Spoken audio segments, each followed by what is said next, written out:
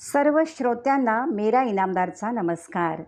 श्रीयुत सोमनाथ केसकर लिखित रिया पब्लिकेशन्स द्वारा प्रकाशित सावरे रंगराची या संत मीराबाईंच्या जीवनचरित्रावर आधारित कादंबरीच्या अभिवाचनाचा आज 53वा भाग. भारतभूमीत तो काळ जसा यवनांच्या परकीयांच्या आक्रमणाचा होता, तसाच तो काळ भक्ती आंदोलनाचाही होता. भक्तीच्या विविध शाखा त्या काळात प्रचलित झाल्या होत्या. परमेश्वराचं सगुण रूप मानणारे, तसेच परमेश्वर निराकार आणि निर्गुण आहे असे मानणारेही.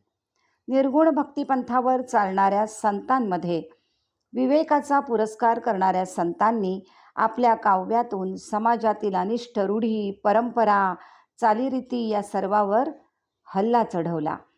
आपल्या आचरणाच्या शुद्धीवर अधिक भर दिला आणि समाज सुधारणेचं कार्य केलं.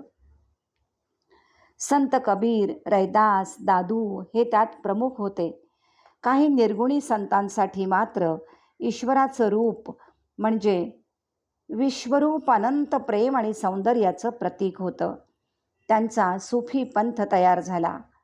लौकिक प्रेमातून त्यांनी अलौकिक प्रेमाचा शोध घेतला. ईश्वर म्हणजे प्रियकर आणि प्रेयसी रूपी भक्त प्रियकरास भेटण्यासाठी नानाविध कसोट्या परीक्षा देत असतात. हे निर्गुणवादी आपल्या साधनेत मग्न असत. त्यांची साधना म्हणजे त्यांचा एकांतवास असे, ध्यान असे. सगुण भक्तांमध्ये मर्यादा पुरुषोत्तम रामाचं गुणगान आणि ध्यान करणारे तुलसीदासांसारखे संत होते आणि लीला पुरुष कृष्ण भक्तीमध्ये लीन झालेले सूरदास, चैतन्य महाप्रभूसारखे संत कवी होते. मीरेने आपल्या साधनेत या साऱ्या पंथांचा अभ्यास केला. त्यांना आपल्या अनुभवाच्या कसोटीवर तोलून पाहिलं आणि तिने आपला स्वतःचा मार्ग निवडला. मीरा विद्रोही होती. तेव्हाची सत्ता सामंती आणि पुरुष सत्ताक होती. स्त्रियांना पडद्याआड बंदिस्त केलं होतं. त्यांना समाजात दुय्यम स्थान होतं. खुद्द मीरेच्या राजपुतान्यात स्त्रिया घुंगटाच्या आत दडलेल्या होत्या.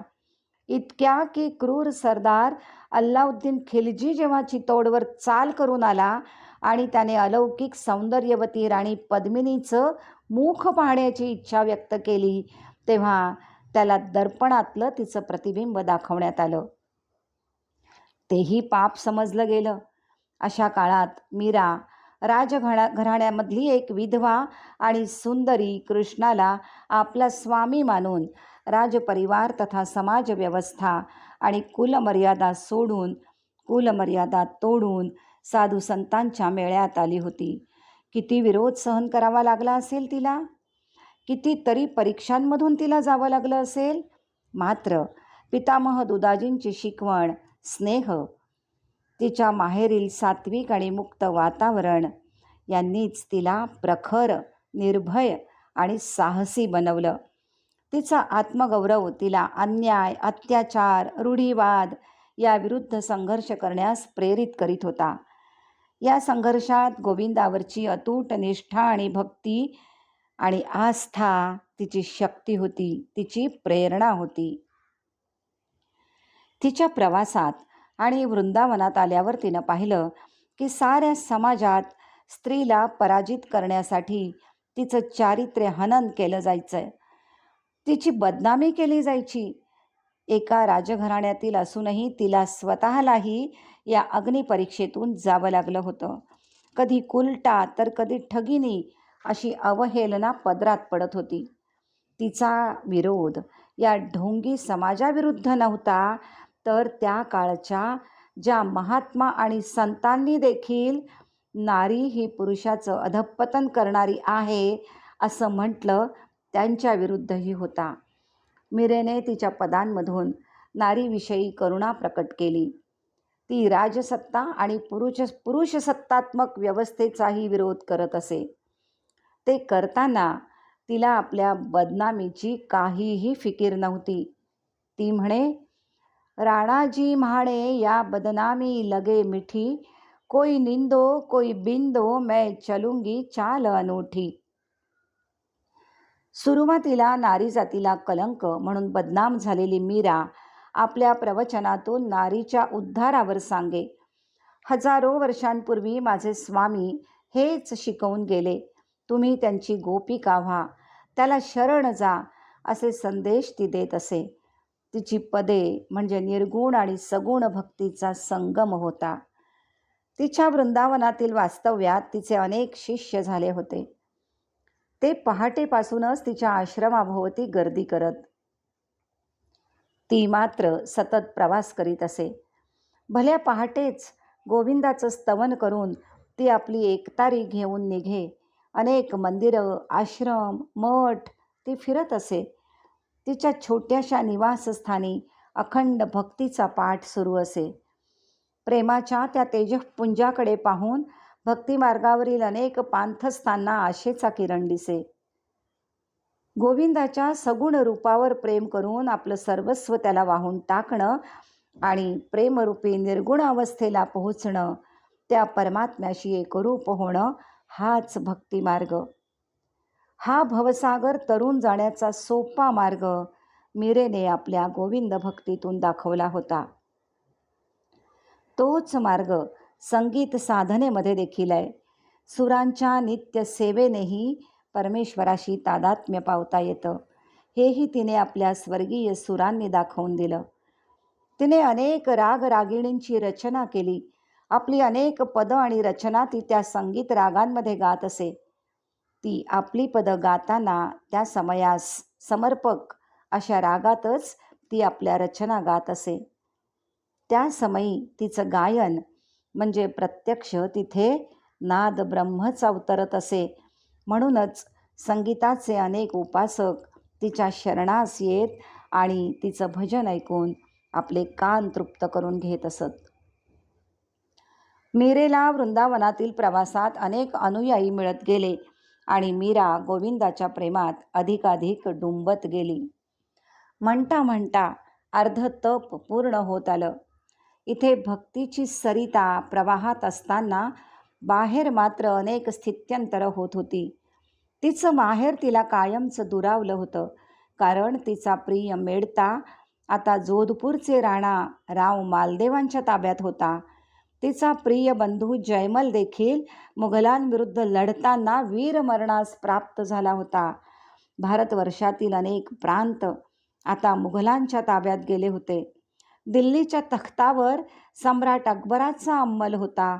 अनेक राजे एकमेकांच्या जीवावर उठले होते. सगळीकडे अशांती आणि अस्थिरता वाढत होती. मेवाडात तिच्या सासरी चित्तोडगडावर देखील खूप उलथापालथ झाली होती. तेथील परिस्थिती विपरीत झाली होती. तिचा अतोनात छळ करणारा राणा विक्रमादित्य आपल्याच चुलत भावाकडून मारला गेला होता. बंधू एकमेकांशी लढत होते. कुणी आपल्या पित्यास मारून राज्य हिसकावून घेत होते. अशा अशांत परिस्थितीमुळे मीरेचं मन करुणेने भरून येत असे. माझं कार्य नुसतं वृंदावनापुरतं मर्यादित ठेवून चालणार नाही. मला आता देशाटन करायला हवं. यात्रेच्या मार्गात अनेकांना भक्तिमार्गाचा, प्रेमाचा संदेश द्यायला हवा. यात्रेच्या शेवटी द्वारकेस जाऊन गोविंदाला भेटावं, असा विचार तिच्या मनात आला.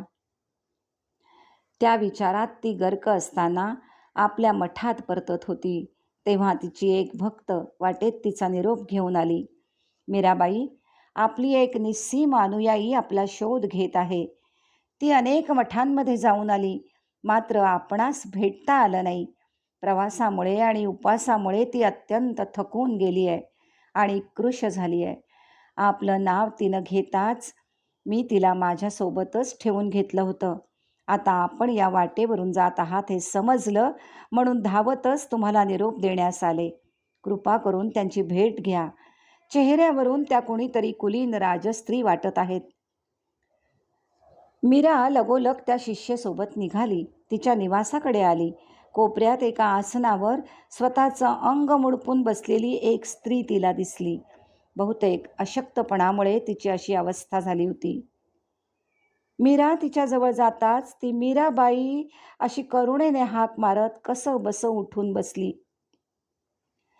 मीरेच्या मुखावर आधी आश्चर्य, करुणा आणि प्रेम असे भाव एकत्र दाटून आले. तिने त्यांना ओळखून हाक मारली, "उदाबाई, आपण इथे अशा अवस्थेत?" "कर्माचे भोग आहेत मीराबाई, म्हणूनच शोधत आले आपणास. आयुष्यभर काही करता आलं नाही, नुसती कटकारस्थानच केली. निदान या शेवटच्या क्षणी माझ्या हातून काहीतरी सेवा घडावी म्हणून तुमचा शोध घेत कशी बशी इथवर आले. आता मला तुमच्यासोबतच राहायचंय. शेवटचे काही श्वास गोविंदासाठी मोजायचेत. मला आता परत पाठवू नका. तिकडे माझं काही उरलं नाही." उदाबाई विनवणी करीत होत्या. त्यांची परिस्थिती पाहून मीरेच्या डोळ्यात अश्रू आले. काही क्षण दोघींनी प्रेमाने मिठी मारून रडून घेतलं. शांत होताच मीरेने आधी त्यांच्या शुश्रूषेची आणि खाण्याची व्यवस्था केली. थोडासा हुरूप आल्यावर त्यांनी मीरेस मेवाडची सारी परिस्थिती कथन केली. मीरा गेल्यानंतर मेवाडात अराजकच माजलं होतं. राणा विक्रमादित्याच्या क्रूर शासनाने प्रजा त्रासून गेली होती. राणाचे मंत्री, पुरोहित, सामंत प्रजेवर अन्याय करत होते. त्यातच मेवाडात अनेक आजार, महामारी पसरली होती. हा त्या साध्वी मीराबाईचाच शाप आहे असं प्रजेला वाटत होतं. राजपरिवारामध्ये सत्तेसाठी दुही माजली होती. राणाच्या चुलत भावाने एक दिवस डाव साधून राणा विक्रमादित्याचा वध केला आणि स्वतः मेवाडची सत्ता हातात घेतली. त्याने विक्रमादित्याचा लहान बंधू उदयसिंहाला देखील ठार मारण्याचा कट केला होता. त्याच वेळेस हा कट ध्यानात येऊन महालातील अत्यंत निष्ठावंत दासी पन्ना, या पन्नाने छोट्या उदयसिंहास गुप्त मार्गाने राजमहालाबाहेर काढून केलवाडा नगरात घेऊन गेली आणि त्याच्या जागी आपल्या पुत्राला ठेवलं. तोच छोटा उदयसिंह समजून राणाच्या सैनिकांनी त्याला ठार केलं. अशा प्रकारे पन्नादाईने मेवाडसाठी आपल्या पुत्राचं बलिदान दिलं आणि उदयसिंहचा मातेप्रमाणे सांभाळ केला. शेवटी राजाचाच अंश तो. किशोरावस्थेत येताच मेवाडच्या निष्ठावंत सरदार आणि जहागीरदारांना हा राज्याचा वाली जिवंत असल्याची वार्ता कळली. प्रजाही राणाच्या शासनाला वैतागली होतीच. मग त्यांनी बंड केलं आणि क्रूर राजसत्तेचा अंत केला. त्यांच्या या बंडामुळेच आता पुन्हा उदयसिंह राणा म्हणून मेवाडचे शासक झाले आहेत. उदाबाई सांगत होत्या आणि त्यांचा श्वास भरून आला होता. मीराबाई, उदयसिंह तरी उत्तम शासक असावेत असं मला वाटत आहे, परंतु या सगळ्या उलथापालथीमध्ये मी मात्र भरडले गेले आणि मला या संसाराचाच उबग आला. म्हणून मी आपल्या शोधार्थ निघाले आणि देवाच्या कृपेने इथे येऊन पोहोचले. आता माझा अखेरचा प्रवास तुमच्यासोबतच. उदाबाईने मीरेच्या शांत आणि सात्विक मुखाकडे पाहून हात जोडले. मीरेने काही न बोलता मानेनेच होकार दिला. काही क्षण शांततेत गेले आणि मग मीराबाई म्हणाली, "माझा इथला मुक्काम लवकरच संपणार आहे. आपण बऱ्या झालात की पुढच्या प्रवासाला निघू." "कुठे जायचं आहे?" "माझ्यासोबत यात्रेला." "कुठवर?" "द्वारकाधीशाजवळ." मीरेने आपला अंतिम टप्पा सांगितला आणि उदाबाईने डोळे मिटून घेतले. श्रोते हो, उदाबाईंना उपरती झाली आणि त्या देखील भक्तीच्या वाटेवर चालू लागल्या मीराबाई समवेत. आता मीरा पुढे द्वारकाधीशाला भेटायला जाईल द्वारकेला, असं वाटतंय ना? पाहूया पुढच्या भागात. तोवर थोडं थांबू आणि पुढच्या भागात पुन्हा भेटू. धन्यवाद.